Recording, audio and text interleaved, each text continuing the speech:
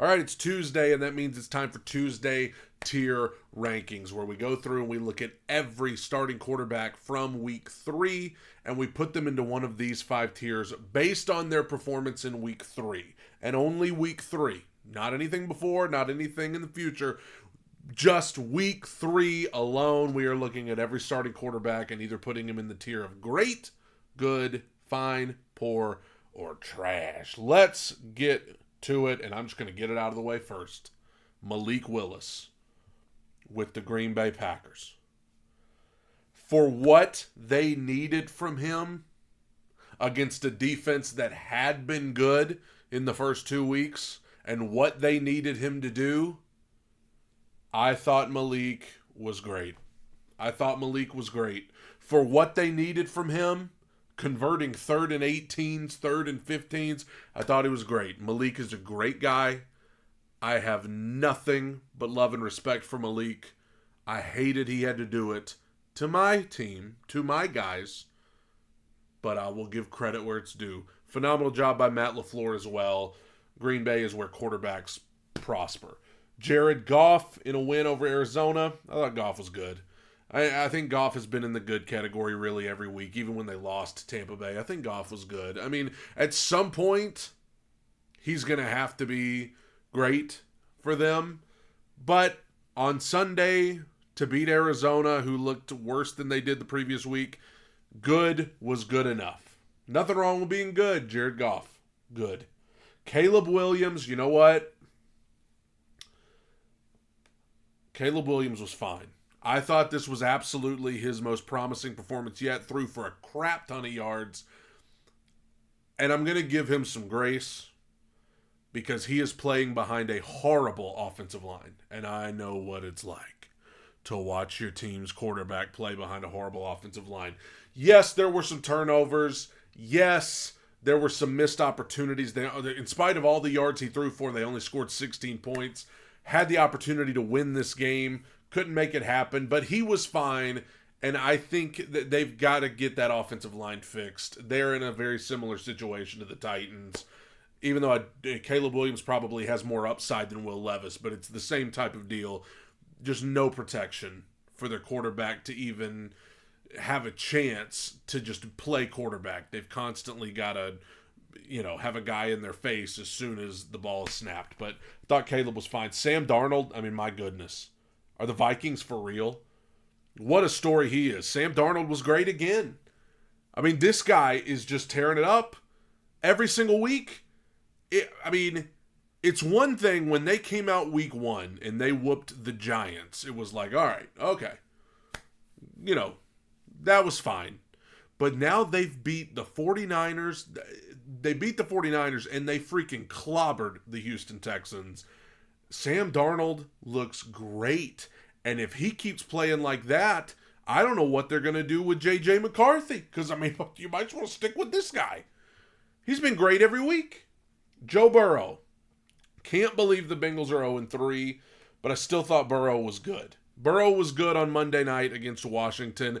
It's just the guy he was playing against was better. And the Bengals... They don't look bad. They just can't finish a game. They can't, for whatever reason, they haven't been able to put it together and get a win yet. But I still think Burrow's playing good. I just realized that this is dim. Let me fix that. Okay. Lamar Jackson. The only reason I hesitate, he's good.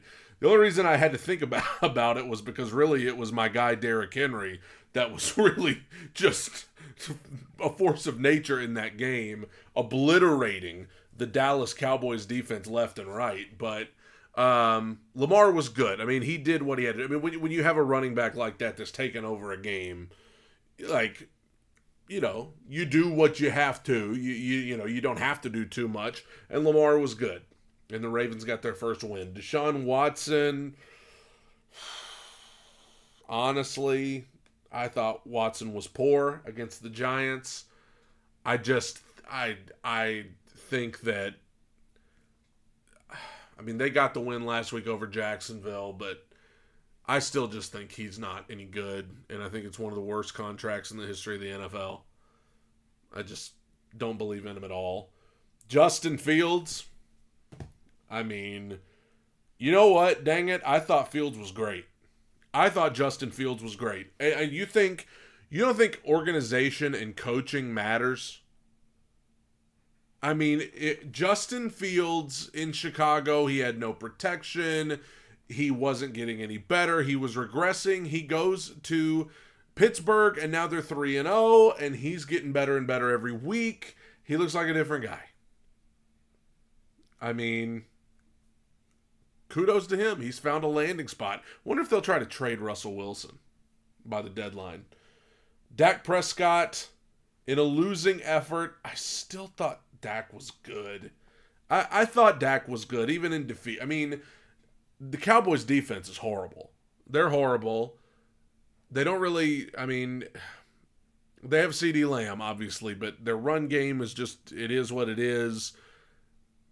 I don't think Dak's the biggest problem in Dallas. I think you could do a lot worse than Dak, and I'm a Cowboy hater, but I still think Dak was good. I'll tell you who else was good, and that's Daniel Jones. I know it's like the hip popular thing to hate on Daniel Jones. It's like, oh, Daniel Jones sucks. And then in week 1, he was bad against Minnesota, and everybody just thought, oh, here we go, Daniel Jones, why'd they pay him? He's been good the last 2 weeks, even though they lost in week 2. He was good against Washington, and he was good against Cleveland. And I think there are certain quarterbacks that are your favorite out there. Daniel Jones has been better than them through the first, especially week 2 and week 3. If you exclude week 1, Daniel Jones had a couple good games. So, we love to pick on the guy when things are going poorly, but he's played well these last couple of weeks. Jalen Hurts, I mean, Hurts was fine. I think that obviously this was a low-scoring game. Saquon Barkley made the big play for them in the 4th with the big run, and then getting them down there to win the game at the end. Well, they had the pass to the tight end that got him down there, but then Saquon, he had a big day. Jalen clearly misses A.J. Brown. Devontae Smith got hurt in this game. Dirty hit, by the way. So, I mean, he's missing guys that are his go-tos, but this was a big win for Philadelphia. Off of that disaster against Atlanta, looked like they were heading towards another disaster, but tough, gritty win for him. Still think Nick Sirianni's a bad coach. Jaden Daniels. I mean, great. If there was a tier for perfect, he would almost go into that. I think he only threw 2 incomplete passes. And I'll tell you what, this guy is everything that the media wanted Caleb Williams to be. And Caleb Williams, I understand. He's not in as good of a situation, I guess. But Terry McLaurin, I said, he's one of the great young wide receivers in the league. Nobody gives him any credit. Jaden Daniels coming in, I was like, man, I think there's more upside to this guy than even Caleb Williams. And through the first 3 weeks, I mean, when you see all the young quarterbacks in the NFL that are playing poorly, it really makes it stand out just how good Jaden Daniels has been for Washington. And I mean, he was fantastic against the Bengals on Monday night. Absolutely fantastic. And, I mean, if I'm a Washington Commanders fan, I am over the moon excited about this guy. Speaking of great, Josh Allen. I knew Josh Allen was good, but I still underrated him going into this season. He is incredible. He is absolutely incredible. And I thought Buffalo was going to take a step back, losing Stephon Diggs, losing Gabe Davis. They look better without those guys. And Josh Allen is just leading the way. He is phenomenal. Jacoby Brissett. We're going from one end of the spectrum to the other. Jacoby Brissett was trash on Thursday night. I mean, just horrible. And, the Drake May clock is probably ticking now in New England. I mean, he was just so bad, and especially going against a good Jets defense. I mean, it was just a terrible performance. Skylar Thompson, I mean, listen, for Miami, he got hurt. So I don't really know where to put him because, they looked horrible. Just because, they looked horrible. I'm going to put Skylar Thompson into the trash as well. I know he got hurt. I hate to kick a guy when he's down, but, everything about the Dolphins looked bad on Sunday. Aaron Rodgers. You know what? I thought he was great. I thought Aaron Rodgers was great against the Patriots Thursday night. He's looked more like Aaron Rodgers every single week. He's looked more like Aaron Rodgers with every passing game. Week 1 against the 49ers, people were worried, but then against my Titans, he looked better. I saw it in person. And then against the Patriots, he just looked flat out like Aaron Rodgers. And so that's bad news for the AFC right there. Geno Smith had a couple of turnovers this week, but I still thought Geno was good. Had a couple of interceptions, but Geno, it's going to be interesting. Seattle's 3-0. It's going to be interesting to see how far he can take them because the 49ers are unexpectedly, not off to as hot of a start as people would have thought. The Rams are really banged up. Arizona's up and down. What a story Geno Smith is. Because, literally, he was, left for dead. People just forgot that this guy was even in the league. He goes to Seattle, it's like, Geno Smith, they're starting Geno Smith. He's been good since he got there. And he was good the other day, I thought. Kyler Murray, who, after that great Week 2 performance, Week 3, not so great. I'm going to put him into the fine category, but to me, he was verging on poor. That's the thing with him. When he's on, he is as dangerous as any player in the NFL, but he's just not always on. And against Detroit, who granted, I still think Detroit's one of the best teams in the league, it was just not there like it was the previous week. So, we'll see. Arizona, we'll see if they can, at some point this year, put it together, and if Kyler can put it together consistently. Brock Purdy, crazy loss at the end. He got a little banged up. I still thought Purdy was good. I still thought Brock Purdy was good. Thought that, he played well. Obviously, I need to make myself smaller there. They kind of blew it at the end. Phenomenal coaching job by Sean McVay too, but I still thought Purdy was good. But crazy loss. Stafford, the team that came back and beat him. You know what? Some people disagree. I'm going to put Stafford into great, and I'll tell you why. I'll tell you why I thought Matt Stafford was great this week. When you look at the injuries that the Rams have, and the way that they were down 24-7 in this game, and they come back and win. And he finds a way to pull it out with all of those dudes out. That's great, man. There's not a lot of quarterbacks that could make it work under those circumstances, but Matt Stafford is one of those guys. And that's why I put him into the great tier this week. Just because I think, to win under those circumstances against that team, really nice. Bo Nix, good. Very good. Absolutely his best performance by far this week. And the Broncos as a whole, really the surprise team to me of Week 3. I did not expect them to whoop the Tampa Bay Buccaneers. I didn't even expect them to win, much less whoop them. But he looked good. He looked good, and the city of Denver is probably breathing a sigh of relief because they needed to see a little bit of a sign of life from him and that team, and they got it on Sunday.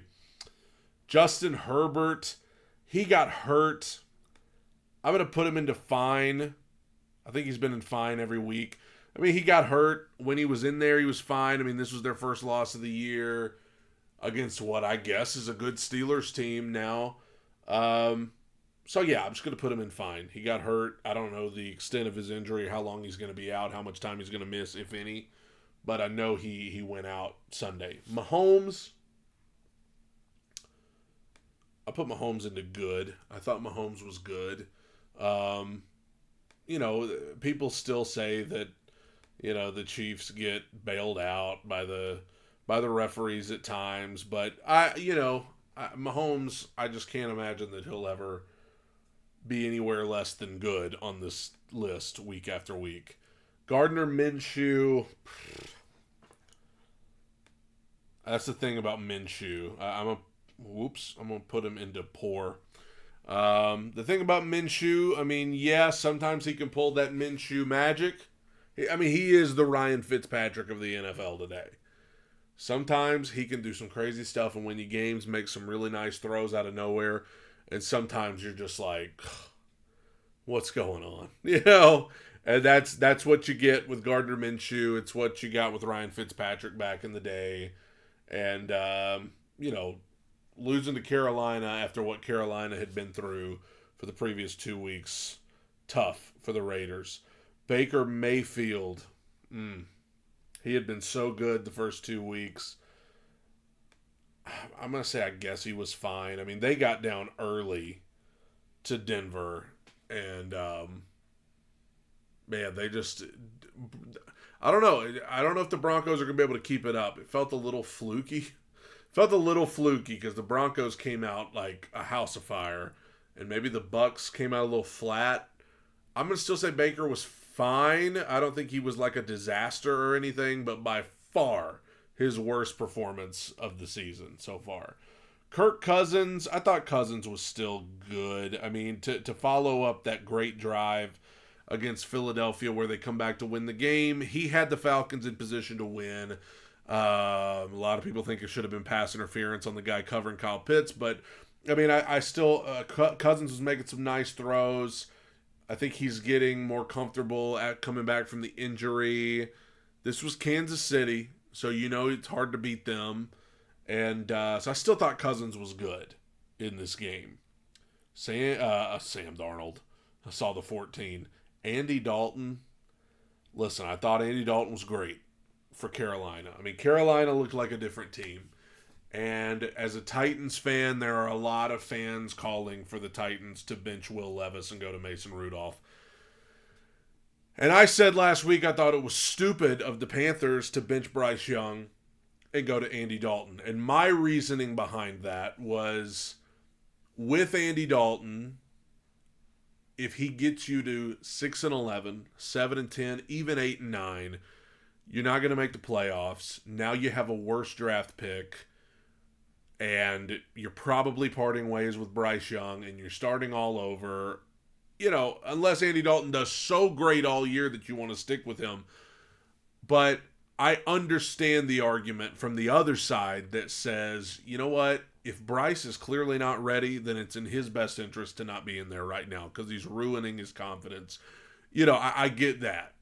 For the Panthers organization, I still think like if this falls apart and Andy Dalton's not able to continue playing like this, I think this thing backfires. But with that being said, I get for Dave Canellis, the head coach, your first time being a head coach, locker room's looking to you. You got to do something to try to win games. So I do get it. We'll just see how it plays out in the long run. Derek Carr, who felt like he was back down to earth this week. I thought Carr was poor. Derek Carr was poor. I mean, he was great the first 2 weeks. But, man, this felt like the Derek Carr of old. This felt like Derek Carr returning to that form where he can really mess you up. And so the Saints were there. They were close. It was a low-scoring game, as a lot of these games are. But I thought Derek Carr, it felt more like the old Derek Carr to me. So I thought he was poor. Anthony Richardson. We are to the AFC South. The Colts won. Anthony Richardson was poor.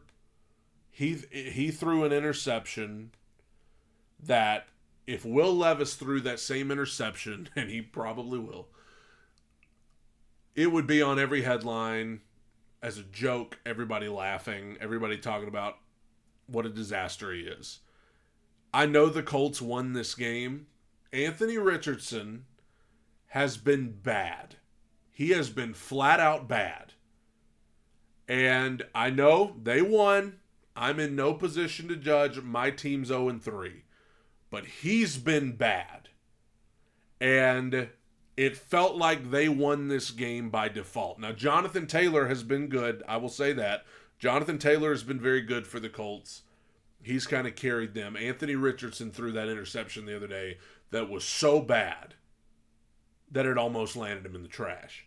CJ Stroud, you know what? I thought Stroud was fine because, I mean, just fine though. I mean, they got throttled by the Vikings. Okay, so you really can't be any higher than fine when you get killed like that. But I'm going to give him the benefit of the doubt and keep him out of the poor section because Texans had some penalties that negated some big plays for them in this game that would have maybe kept them somewhat in the game. So penalties hurt them. And now this maybe it was one of Stroud's worst games of his NFL career so far, his young NFL career. But I'm going to give him the benefit of the doubt and say there were penalties that hurt him, that set him back. He was absolutely outplayed by Darnold, though. Trevor Lawrence, welcome to the trash can, brother. Trevor Lawrence was horrible on Monday night against the Bills. The Jaguars as a whole were, that's what I said all offseason.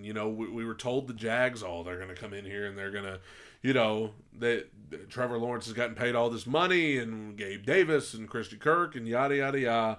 It was always the Jags, guys. It was always the Jags. It's like at the end of Scooby-Doo when you take the mask off to see who it is. Oh, it was just the Jags. The same old Jags. Trevor Lawrence was trash, and that is particularly terrible for Jacksonville because they paid him a lot of money not to be trash. Last but not least is the home team's guy, Will Levis. His bad plays get a lot of headlines, and I get it. He does good things, like with Caleb Williams. Don't call me a homer because I said this same thing for Caleb Williams. I hate that he's having to play behind a god-awful offensive line. And you know what? I will give Deshaun Watson that same benefit of the doubt because he's playing behind a horrible offensive line too. But with that being said, I've got to put Levis into poor again. And I'm not getting him out of there until he stops committing crazy turnovers that hurt the team. It was a pick six in week 1. It was a fumble backwards in the red zone in week 2. And then it was a pick six again in week 3.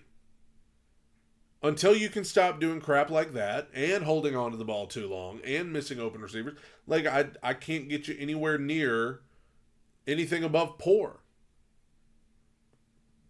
So there you go. In the great tier this week, it is Malik Willis, Sam Darnold, Justin Fields, Jaden Daniels, Josh Allen, Aaron Rodgers, Matt Stafford, and Andy Dalton. In the good category, we've got Jared Goff, Joe Burrow, Lamar Jackson, Dak Prescott, Daniel Jones, Geno Smith, Brock Purdy, Bo Nix, Patrick Mahomes, and Kirk Cousins. In the fine tier, we've got Caleb Williams, Jalen Hurts, Kyler Murray, Justin Herbert, Baker Mayfield, and C.J. Stroud. In the poor category, it's Deshaun Watson, Gardner Minshew, Derek Carr, Anthony Richardson, and Will Levis. And in the trash, we've got Jacoby Brissett, Skylar Thompson, and Trevor Lawrence. Where did I get it wrong? Where did I get it right? Let me know in the comments below. God bless you. Tighten up. Bye.